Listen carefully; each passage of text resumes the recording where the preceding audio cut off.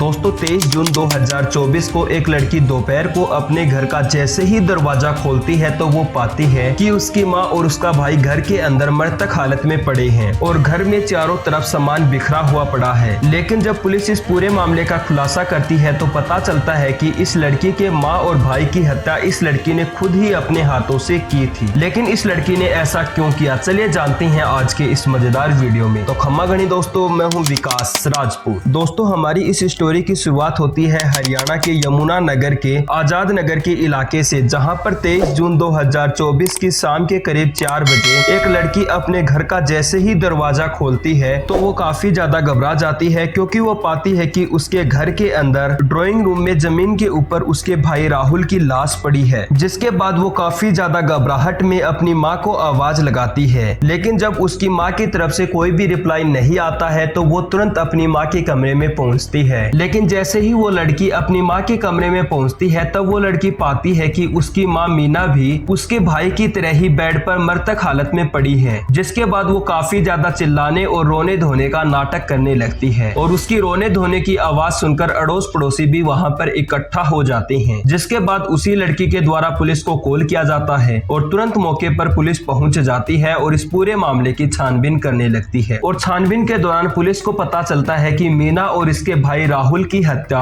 इनके सर पर किसी भारी चीज से हमला कर फिर इनका गला दबाकर की गई है। हालांकि घर का सामान भी इधर उधर बिखरा हुआ था, इसीलिए पहली नजर में पुलिस को ये केस चोरी का लग रहा था। लेकिन जब पुलिस ने घर में लगे सीसीटीवी कैमरे को चेक किया तो पता चला कि सीसीटीवी कैमरा आज सुबह से ही बंद था। हालांकि आमतौर पर चोर या तो सीसीटीवी कैमरा फोड़ देते हैं या फिर सीसीटीवी कैमरे की डीवीआर उठाकर ले जाते हैं, लेकिन यहाँ तो पूरा सीसीटीवी कैमरा ही स्विच ऑफ किया गया था और पुलिस की नजर में ये काम किसी घर के ही व्यक्ति का था। इसीलिए पुलिस का सीधा शक उस लड़की यानी कि काजल पर जाता है, जिसने सबसे पहले अपने भाई और अपनी माँ की लाश देखी थी। और इस पूरे घर के अंदर काजल, उसकी माँ और उसके भाई के अलावा कोई भी व्यक्ति नहीं रहता था। और पुलिस का शक काजल पर जाने की एक वजह यह भी थी कि जब इस पूरी घटना को अंजाम दिया गया तब काजल घर पर मौजूद नहीं थी। हालांकि जब पुलिस ने काजल से पूछताछ की तब उसने बताया कि वो पास के ही एक ब्यूटी पार्लर में गई थी। हालांकि ब्यूटी पार्लर से लौटते समय उसकी माँ का उसे एसएमएस आया था जिसमें लिखा था कि बेटा घर आते समय एक जूस की बोतल लेके आना। लेकिन पुलिस का सवाल अब भी वही का वही था कि घर के सारे सीसीटीवी कैमरे स्विच ऑफ क्यों किए गए। हालांकि पुलिस ने इस पूरे मामले की छानबीन करने के लिए अड़ोस पड़ोस के सीसीटीवी कैमरों की भी फुटेज खंगाली और अड़ोस पड़ोस के सीसीटीवी कैमरों की फुटेज खंगालते समय पुलिस को पता चला कि दोपहर के करीब 2 बजे काजल के घर से कोई चेहरा छुपाए हुए नौजवान बाहर निकला है और उसके कुछ ही देर बाद काजल भी अपने घर से बाहर निकलती हुई दिखाई दे रही थी। लेकिन यहाँ पर पुलिस के लिए सवाल ये था कि काजल ने तो बताया था कि वह इस पूरे हत्याकांड के समय ब्यूटी पार्लर में मौजूद थी, तो फिर वो घर के अंदर से निकलती हुई कैसे दिखाई दे रही थी। हालांकि जब यही सवाल पुलिस ने काजल से पूछा तब काजल के पास इसका कोई भी जवाब नहीं था, जिसके बाद काजल के ऊपर पुलिस का शक यकीन में बदलता जा रहा था। हालांकि इससे पहले पुलिस लाश को पोस्टमार्टम के लिए भेज चुकी थी, लेकिन जैसे ही पोस्टमार्टम की रिपोर्ट आई तब पुलिस के होश ही उड़ गए, क्योंकि पोस्टमार्टम रिपोर्ट्स के अनुसार ये दोनों ही कत्ल दोपहर के करीब 10 बजे के आसपास किए गए थे। लेकिन काजल तो बोल रही थी कि जब वो अपने घर से निकले तब सब कुछ बिल्कुल सही था और सीसीटीवी फुटेज के अनुसार काजल करीब 2 बजे अपने घर से निकली थी। यानी कि पोस्टमार्टम रिपोर्ट के अनुसार जब इन दोनों का कत्ल हुआ तब काजल घर में ही मौजूद थी। इसीलिए पुलिस ने समय न गवाते हुए काजल और उसके सभी घर वालों के फोन्स को ट्रेस किया और जब पुलिस ने काजल और उसके सभी घर वालों का फोन ट्रेस किया तब पुलिस को पता चला कि काजल ने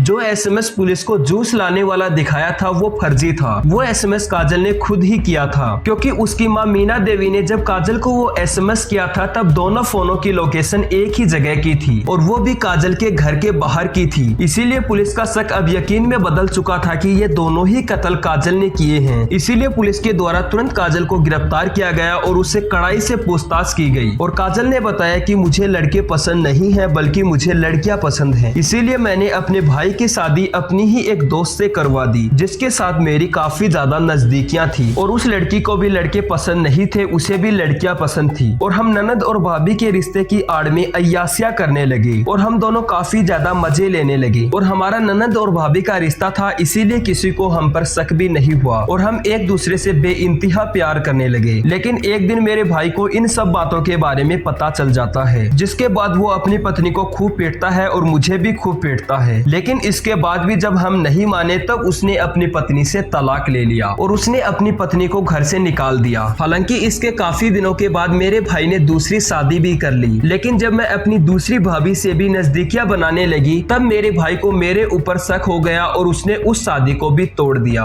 और दूसरी तरफ मेरी माँ मुझ पर शादी का काफी ज्यादा दबाव डालने लगी ताकि मुझे कैसे भी कर घर से निकाल सके और मेरे भाई का घर बच सके। लेकिन मुझे लड़के पसंद नहीं थे, इसीलिए मैंने शादी के लिए साफ साफ मना कर दिया। इसीलिए हमारे घर पर इसी बात को लेकर रोज रोज झगड़े होने लगे, जिससे मैं काफी ज्यादा परेशान हो चुकी थी। वहीं दूसरी तरफ पूरी प्रॉपर्टी और घर मेरी माँ के नाम था, जो कि वो राहुल के नाम करने वाली थी। इसीलिए मैंने अपने मामा के लड़के को प्रॉपर्टी का लालच दिया और उसे अपने साथ मिला लिया और मैंने अपने माँ और अपने भाई की मौत की साजिश रच दी और हमने सही समय का इंतजार किया। और फाइनली जब हमें 23 जून 2024 को सही समय मिल गया तब हम दोनों ने मिलकर मेरे भाई और मेरी माँ की बेरहमी से हत्या कर दी और उसके बाद हमने पूरे घर का सामान भी इधर उधर बिखेर दिया ताकि ये चोरी की वारदात लगे। हालांकि मेरी माँ और मेरी भाई के मौत के बाद पूरी प्रॉपर्टी की मैं इकलौती मालकिन बन चुकी थी और मैं अपनी माँ और अपने भाई की मौत के बाद अपनी पूरी इच्छाएं पूरी कर सकती थी और मैं अपनी मन की मर्जी से किसी भी लड़की से शादी कर सकती थी। हालांकि दोस्तों इस पूरी स्टोरी को सुनने के बाद पुलिस के द्वारा काजल के मामा के लड़के को भी उसके ही घर से गिरफ्तार कर लिया गया और आज ये दोनों ही भाई बहन जेल की सलाखों के पीछे अपने गुनाहों की सजा काट रहे हैं। खैर आपका इस पूरी स्टोरी के बारे में क्या बोलना है नीचे कमेंट सेक्शन में जरूर बताना और ऐसे ही मजेदार वीडियो के लिए प्लीज हमारे चैनल को सब्सक्राइब जरूर करें। तो थैंक यू गाइस, मिलता हूँ नेक्स्ट वीडियो में। सो बाय।